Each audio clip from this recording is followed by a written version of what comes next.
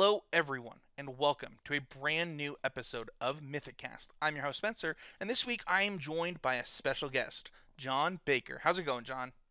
I am doing absolutely spectacular. How are you doing, Spencer? I'm doing pretty good. It's we're recording a little bit late. I was sick. I really appreciate you, rescheduling with me so we could get this episode out. It means a lot. Oh, no problem. So, John, really quickly for the listeners, why don't you just kind of tell us who you are? What your history in Magic is like, and what you did to achieve Mythic this month. I started playing Magic when the original Innistrad set came out. I saw a picture of Champion of the Parish, cast it once, and just never looked back. And I've been playing standard on and off basically since Arena came out into a usable form. And once I got into the beta, it was really easy to start practicing more that way. And then this month, uh, me and my testing group had been pretty locked on Esper control for him and then Mono White for me. But then they spoiled Risen Reef, and suddenly Mono White stopped being good. So I did some digging, found the Feather list, and it was all great from there. Awesome. So yeah, we're this week we're going to talk about or not Naya Feather. Woo, Boros Feather actually, and one of the decks that I think probably got some of the most cards and the most bang for its buck from M19, M20. So it'll be exciting to talk about this week. So with that being said, what kind of decks did you play against going through the ladder to get Mythic this month? It was so I hit Mythic right around the beginning of the month, and at that time, everybody was really convinced that Risen Reef decks were kind of the best thing to do. It was a lot of Teamer Elementals decks, a lot of Sultai, Command the Dreadhorde decks, and then some kind of misconfigured Vampire and Esper control decks that were kind of designing themselves to try and fight against the Teamer decks. And all of those decks kind of fell prey to what Feather wanted to do as a deck.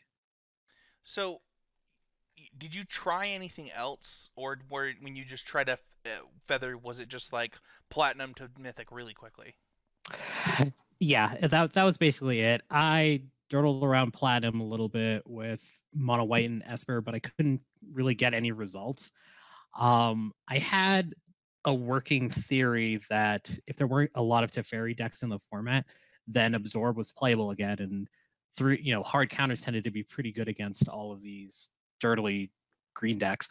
But the inconsistencies kind of showed when you're holding up mana for Absorb or whatever other counter spell you're playing, but if you're not playing that alongside Chemist's Insight or some kind of other instant speed draw to, you're just giving up mana every turn, and then you're falling behind.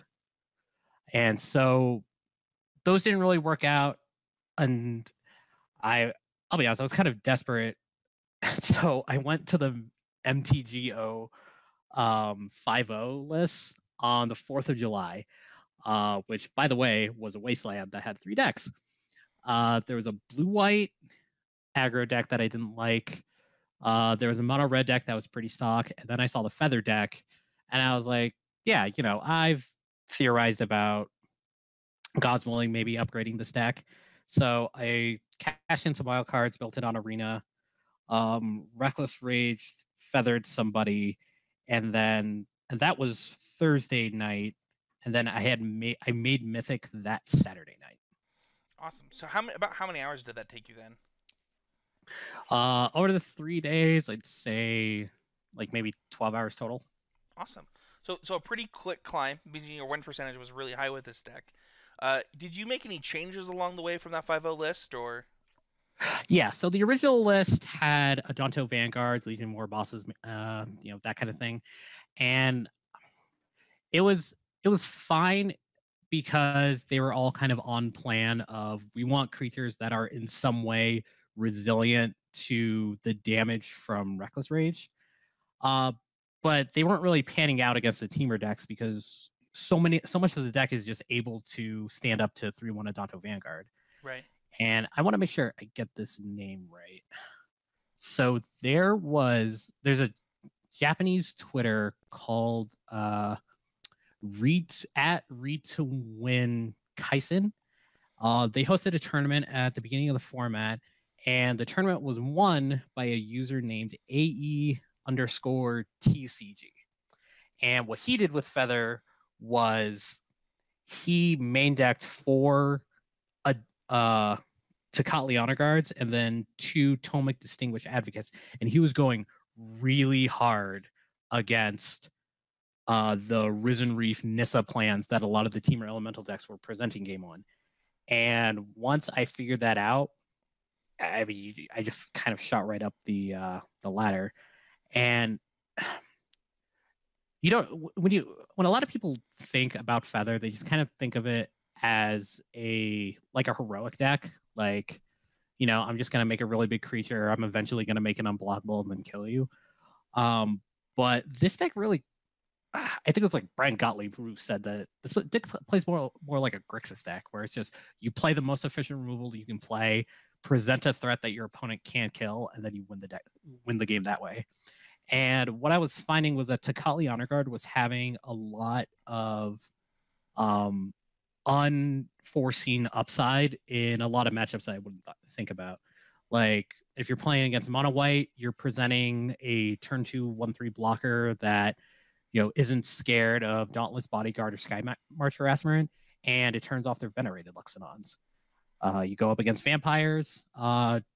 If they try to sneak in Champion of Dust, then it doesn't do anything. Awesome.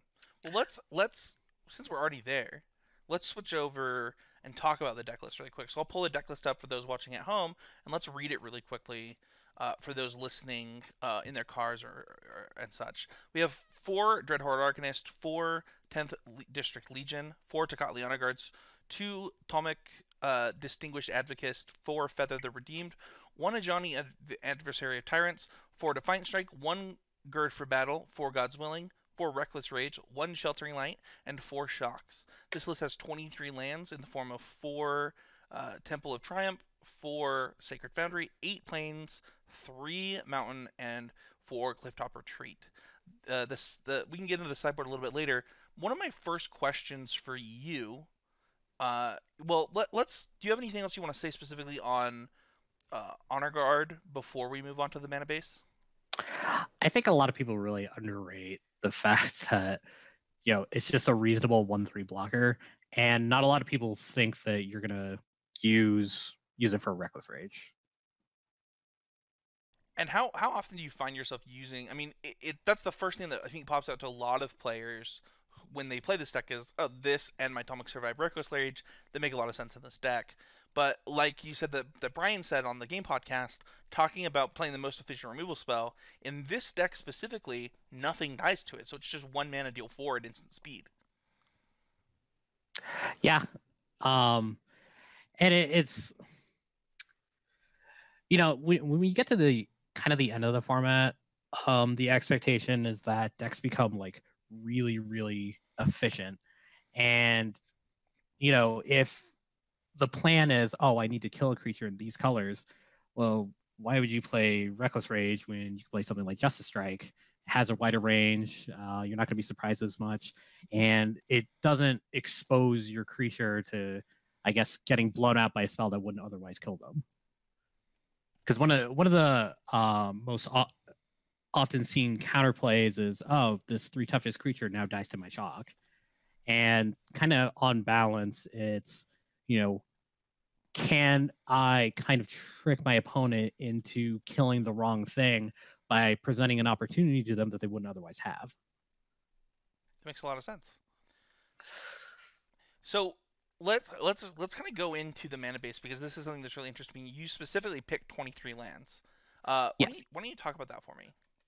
So I did 22 lands for a while. The mana base I just took entirely from Frank Carson's article about upgrading Boros Feather for Magic 2020, and he had the 12 dual lands, and then he chose a 7-3 split between plains and mountains because he really wanted the math to work out for casting Tomic as early and as consistently as possible, and that's really hard to do when you're playing, more than 3 non-white sources.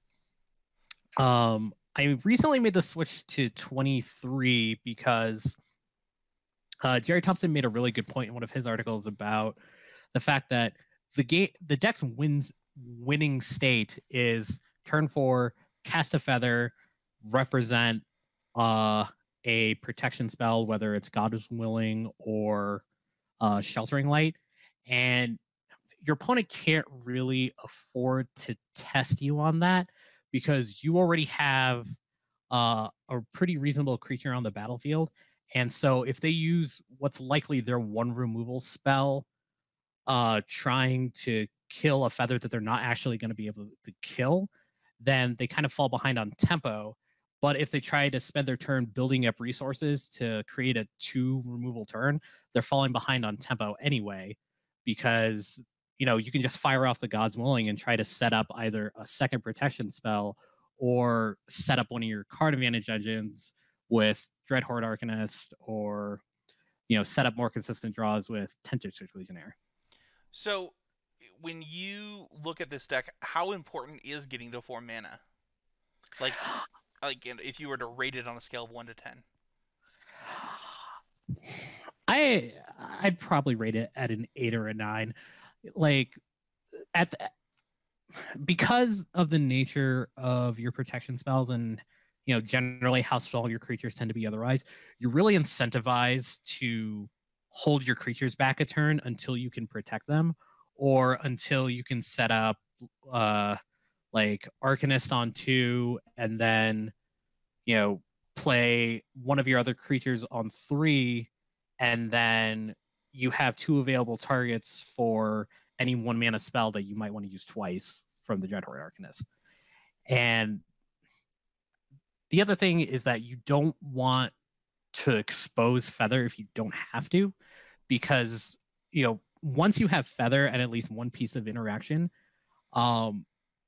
your interaction will either find you your other pieces of interaction or other card advantage pieces, or they will control the board long enough for you to draw them naturally. That's totally fair. That makes a lot of sense.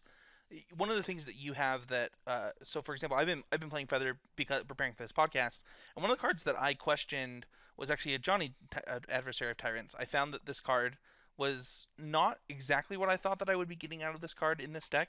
Why don't you talk to me about a little bit of that? Like, sell me on this card.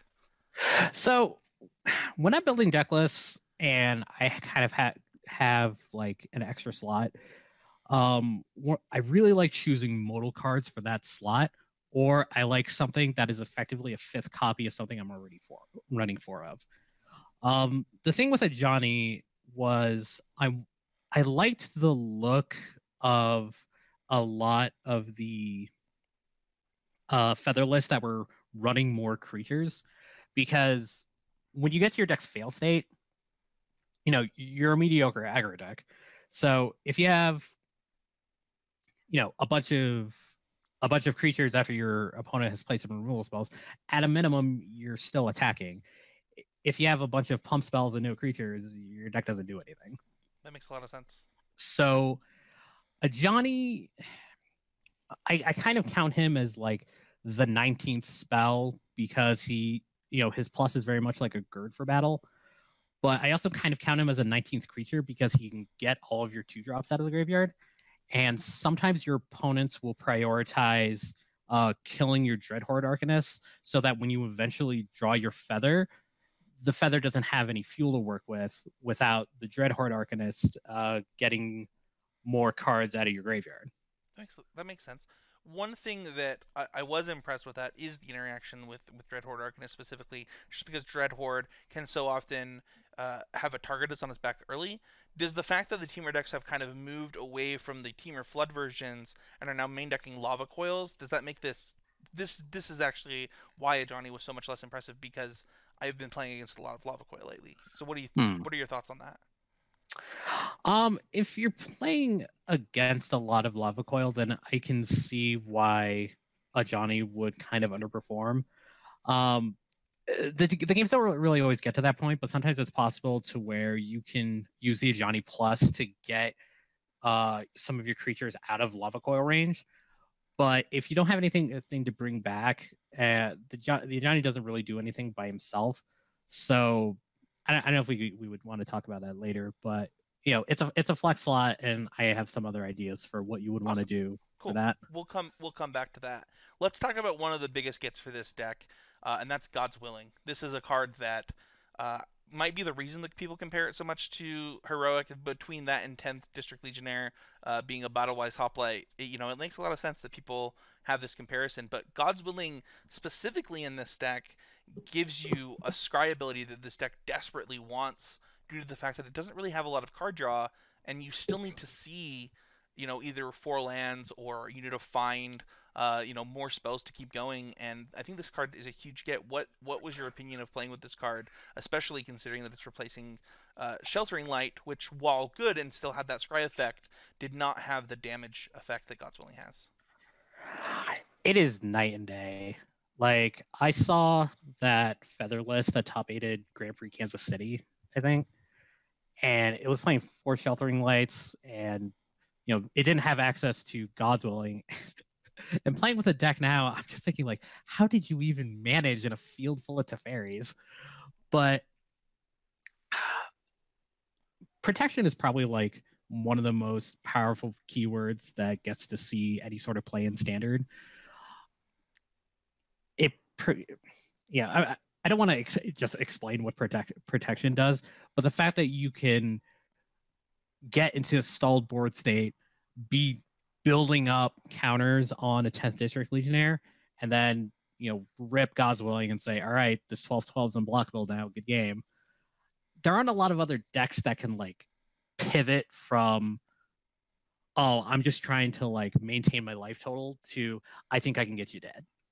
Yeah. And I think that's one of the real strengths of the deck. And huge chunks of damage can happen pretty quickly with this deck, and you can, if you are playing against some of the green based decks, especially, almost all their creatures on the ground are going to be green, or they're all going to be red, depending on the flavor of creature deck you're playing against. How often has this card just read either protection, unblockable, but specifically unblockable, I guess is what I'm asking. I would say it gets used as a protection spell like twice as much as it gets used as as like a falter. At the end of the day, it is supposed to be protecting your feather and getting you from the early game to the mid game. Yeah. But like once you're like at the end of that mid game and you're actually getting to the late game, that's when you get to pull the trigger on 10th District Legionnaire, or even just like get a feather through a bunch of times. Yeah, I'm actually impressed. I would not have expected it to only be 2-1. I would have expected it to be less than that. So the fact that you have the feeling that it's that much is actually uh, more to what I was thinking, but still surprising to me. Uh, One of the other cards that is really interesting, John, that I think some people got to see this play happen a couple times on coverage this weekend, is the Defiant Strike with Feather in play when your opponent is tapped out. Why don't you talk about that play for us? Yeah. So, for those of you who haven't drafted War of the Spark, Defiant Strike, it's a 1-mana instant. Target creature gets +1/+0, and you draw a card. Totally reasonable, limited combat trick. And a halfway decent cantrip when you're actually trying to draw some cards. But when you're targeting Feather with it, you target Feather, draw the card, it gets exiled, and then instead of just having it as a cantrip, it comes back. And so every player's turn, you just get to draw an extra card every turn. And then, if you're targeting 10th District Legionnaire, you get to scry before you draw. So you really get to like find the perfect card for any given situation. And then there are a lot of games where, even though you're this, perceived to be red white aggro deck, you've got a giant creature on the board and you got a full seven in your hand. Yeah, it's really interesting because you talked earlier about that tempo loss that people happen to have when you don't use your mana, you lose your mana, right? And so a lot of players against Feather, they want to use that mana every turn in turns that they don't think that they're going to die, so that they can, like you said, build up those resources to still win the game through the advantage that the Feather's doing. But because Feather has a card like uh like Defiant Strike, the combination of Defiant Strike and Feather, it's almost as though all of that work is for naught because you're sitting here trying to play around my God's Willing, and now I'm just going to draw an extra card for free.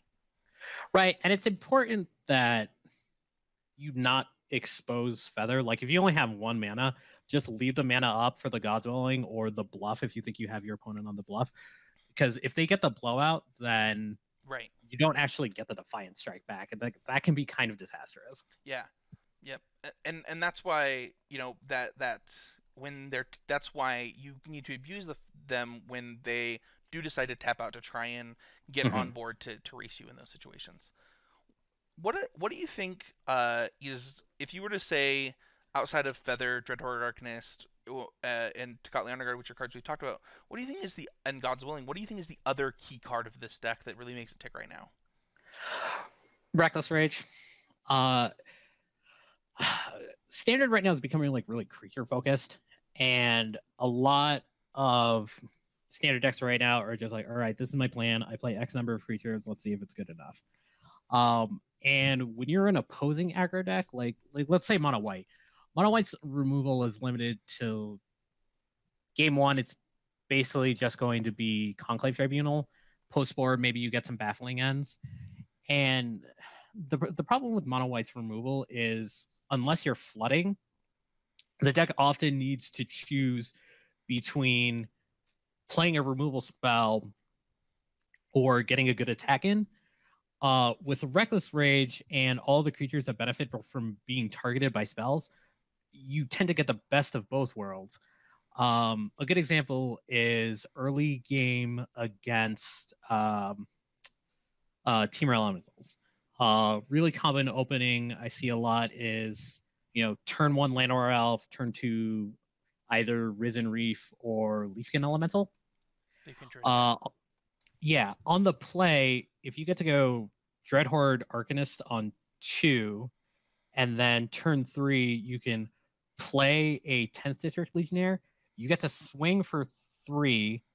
You can cast a Reckless Rage out of your hand, kill a creature, pump your 10th District Legionnaire, and then you can get the spell back with Dreadhorde Arcanist, kill the Llanowar Elf.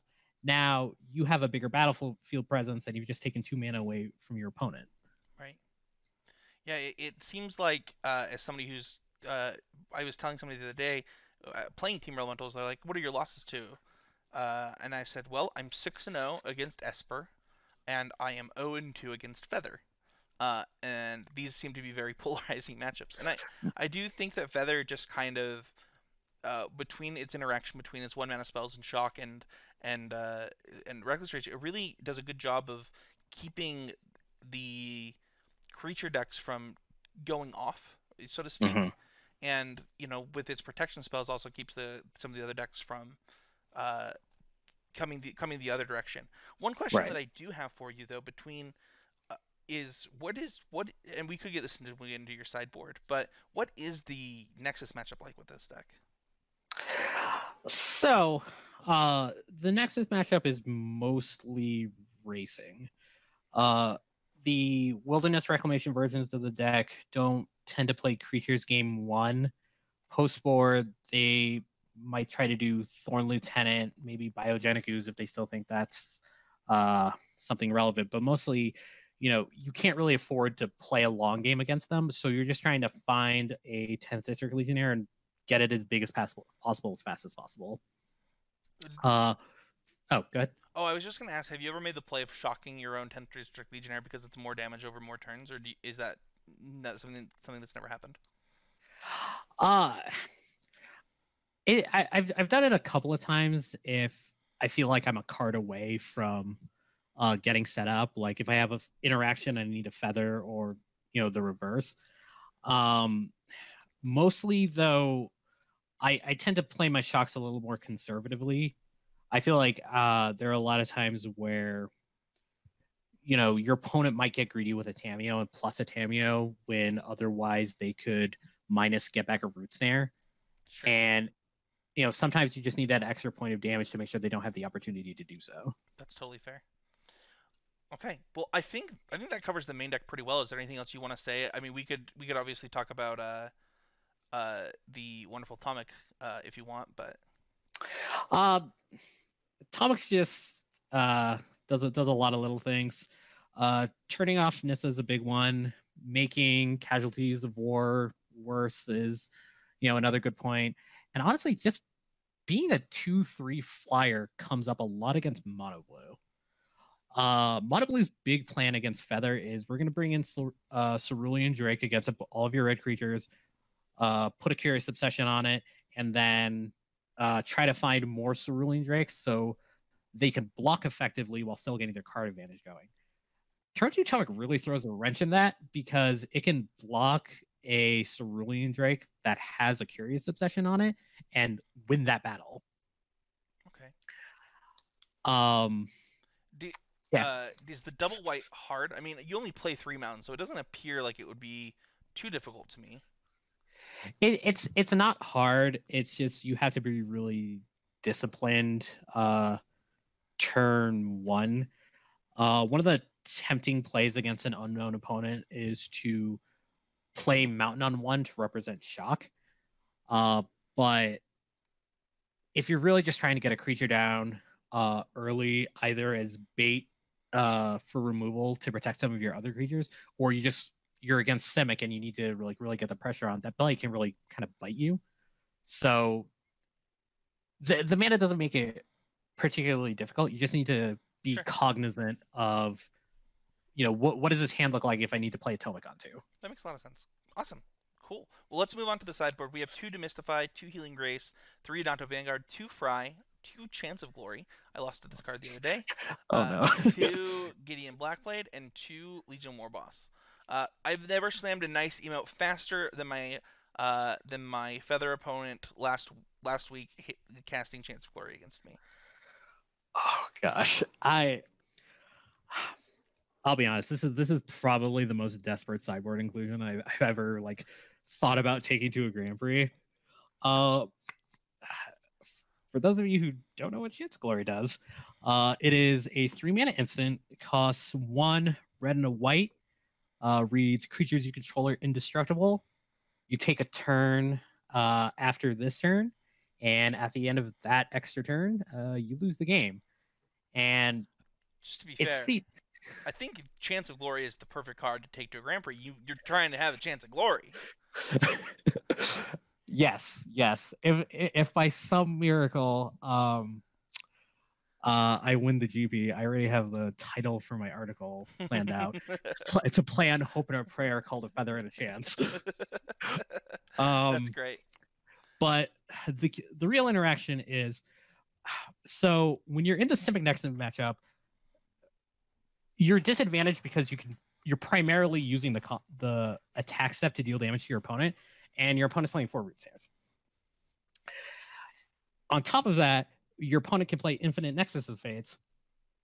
So if you can't kill them fast enough, then they just take all the turns and they'll kill you at some point. Yeah, very greedy, So, just taking all of them.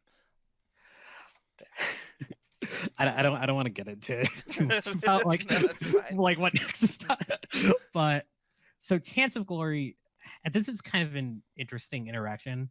So you have these 2 extra turn cards, right? And if you both cast your extra turns, who's going to actually get the extra turn first?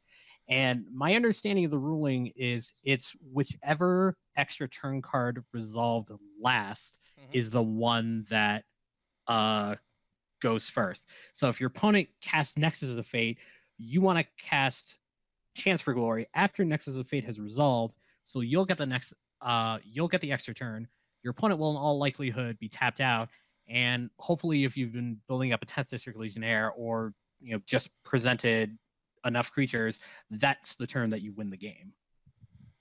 That makes a lot of sense to me. I lost to this card playing Temur Flood last week, and I was like, oh, okay, I'm very dead. Oh man, somebody else tried this? I actually was gonna assume it was you, but you were already Mythic, and I was like, all right, well.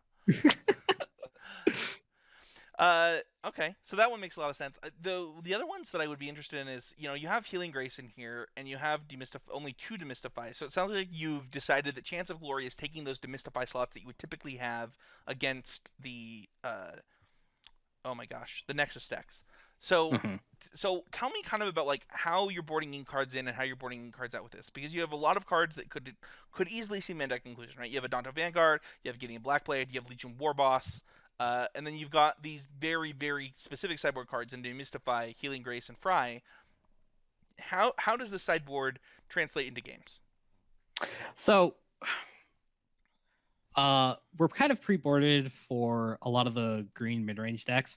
So against let's say team elementals, we might sub out a Gird for battle for a healing grace if we think that our opponent's going to board into a lot of removal.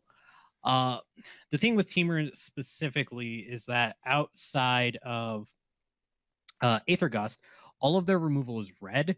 So this is just it just serves as another protection spell, and gaining 3 life every other turn, every turn cycle. Like, maybe you win a race that way. So we're not really too panicked there. Against aggro, we're more likely to bring in the healing graces and take out some of the slower cards like a Johnny and Gird for battle, because you just need to get on the board, establish your engine, and try and not die in the first 3 turns. The problem with a lot of the aggro decks currently is that a lot of them either have reach or have ways to sneak in damage that is difficult to play around. Um, Mono White can have big attacks with like a double Benelish Marshal turn, or if they can go, play a bunch of creatures, and then if they have main deck Unbreakable formation, they could do that plus Venerate Luxanon. Vampires has a lot of reach with Sorin, and some of the decks are also main decking Oath of Kaya. And then Mono Blue can set up a turn where they can have a big Tempest Djinn about to attack you, and then they can clear a path for it with Unsummon and Merfolk Trickster. So the extra life gain tends to be more relevant there because, you know, if the game goes 10-15 turns, your likelihood of winning that game goes way up, and it's just making sure that your deck can get you to that point. Against control, this is kind of a concession that I made, where after I watched Oliver Tomiko's game, I think he played well considering what his deck gave him, but I think you saw that Adonto Vanguard and Legion Warboss were like really ineffective against a lot of the green decks. So because we're pre-boarded for the for Teamer Sultai, things of that nature, we aren't as well prepared in the main deck for the Esper control decks, or some other control decks, Grixis, some of the slower Sultai decks. So the deck has to do more out of the board to prepare for that.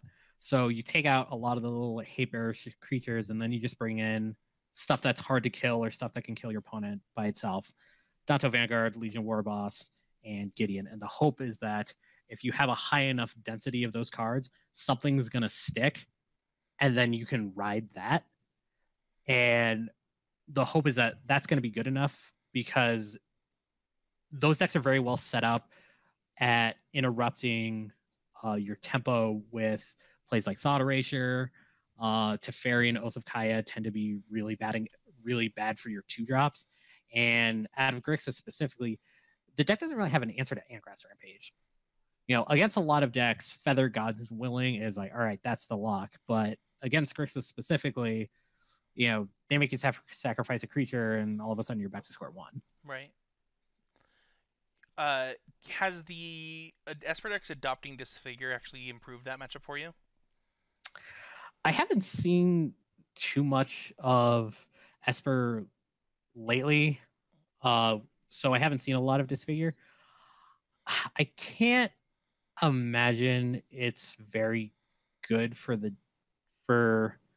Feather that they're adopting Disfigure, because that makes on the play playing 10th District Legionnaire much more dangerous because now they, you know, if you're trying to set up some turn where, all right, I'm going to get in my 2 damage now, and the next turn Sure. I'll have everything to protect it.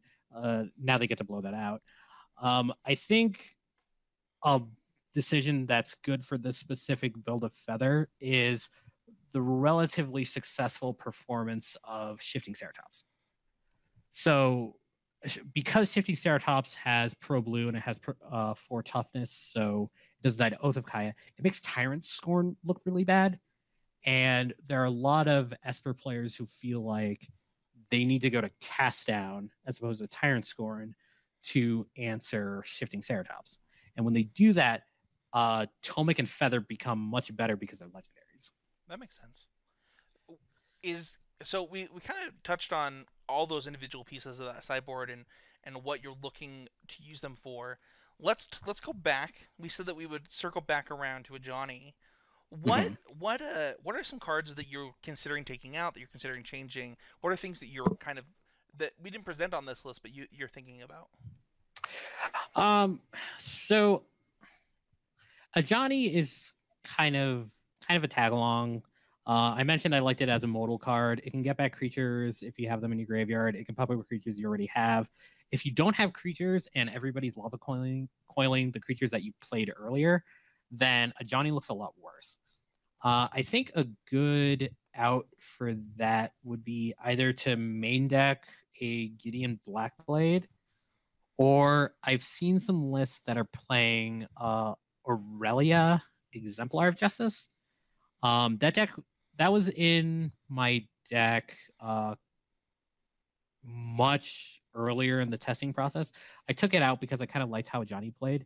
But if everybody is going towards Lava Coil, I think uh, Aurelia is a good choice because you kind of have it. It doesn't trigger any of your creatures, but it's just this continual. All right, I'm making my creatures a little bit each turn between the +2/+0, giving vigilance or trample, and specifically in post-board games, you get to boost Dreadhorde Arcanist to make sure he can cast Fry out of your graveyard. Sure. Because without a power boost, you can't do that otherwise. One question that I have is that you kind of mentioned Lava Coil. Is there any thought to touch it over something like Legion Warboss? So, okay. In AETCG's version of the deck, he was running 2 Tajiks, and when I tried it, I didn't really understand the purpose of it, because when I was playing against Teamer earlier in the format, a lot of the Teamer decks weren't running any main deck removal, and they were just like, oh, I'm going to have the biggest battlefield. Sure. Omnath will just do whatever I needed to do. Now that decks are starting to shift towards Lava Coil, Tajik can make a lot of sense, not just for protecting your creatures, but being kind of like a small way to buff your creatures with a mentor ability if you're boarding into a more creature heavy package for a certain matchup. I would say though, it's unfortunate that the decks are going to Lava Coil, because that is a reasonable answer against Feather, but I think the matchup is enough in Feather's favor where that if you, as long as you know what you're playing against and you get to sequence correctly, I'm not sure you would need to do that. Okay, that's a great answer. Let's go back really quickly, kind of wrap this up. What are the decks you want to play against with this? Uh, Green decks and vampires. Okay. If anybody's playing mono blue or mono white, I'll take those guys too. Okay. Is there something that you really just don't want to see across the table? It sounds like Nexus. Nexus is the big one. We're really getting desperate with Chance for Glory. Esper control variants, depending on how they're built, are also not great for us. I think flat out the worst matchup might actually be the Simic Flash decks that know how to play against you. Okay. So they have, they're running 4 Essence Scatters. a bunch of sinister sabotages. There are a lot of times where they just counter your first 3 or 4 creatures, and then you're never really in the game because you don't have a target for your reckless rage, and then they just run over you over with whatever they had left. That sounds scary. Yeah, yeah. I've seen a lot of mediocre Spectral Sailor beats be good enough. That's totally fair. If you I mean you have a GP this weekend. Are you Yes. are you going to play Feather? Yeah, I am. I was on the fence after Simic Flash hit the scene because I thought the matchup might be, you know, basically unwinnable. And I was really nervous at the fact that Simic Flash and Simic Nexus made up like 25% of the day two at Star City games. Right. But as the event kind of played out, none of those decks made top eight, and I think it was only the Nexus variants that made top 16. I think there might have been one Flash deck, but I think not enough people have adopted the deck to really make me feel concerned about it. And then it rocketed up in popularity on Arena, and I got to play against it enough to where You feel comfortable? I felt like I had a reasonable plan for it. So yeah, it's gonna be Feather. I might make an audible on a Johnny to Aurelia or main deck Gideon, but yeah, we're gonna give people the old feather duster and see if it's good enough. Awesome. Well, I just want to say thank you so much for coming on. I hope our listeners got a ton out of this. It was really fun talking to you, John. Where can people find you? So people can find me on Twitter at intrepid underscore guardian or intrepid underscore guard. You can also find me on Tumblr at intrepid underscore guardian. I also wanted to do a quick shout out. I don't do any streaming. Computer's not good enough to handle it. But one of my testing partners, Casey Miller, runs a up and coming stream. Very entertaining. Great music choices, great decks. Often brews modern, but anytime there's a standard event around, he'll bust out the old arena account. And he is at taco underscore farmer one on Twitter, and he is at taco underscore farmer one on Twitch. So give him a check and tell him I sent you. Awesome. Well, once again, thank you so much, and thank you, and shout out to your friend. You can check out the rest of the Constructor Criticism Network over on constructorcrism.com. Hashtag always improving is the name of the game. We want to be getting better at Magic all the time. And thank you, John, for helping us try and do that this week. Hey, nope. Oh, go ahead. Oh, sorry. Sorry, no problem at all. And thank you very much for having me. Yeah. You can find the show on iTunes, on YouTube, and we really appreciate you know everyone who's supporting the show so far. We're on episode oh man, is this 4 now? Yeah, episode 4. So it means I've been doing this for a month, and it's really exciting. And thank you for being my 1 month anniversary, John. I appreciate it. No problem. We can talk once the cast ends about matching tattoos, drinks, dinner. Yeah, I mean, I'm gonna be in Colorado. Let's go, man. All right, cool. I'll go hit you up. We'll talk to everybody later.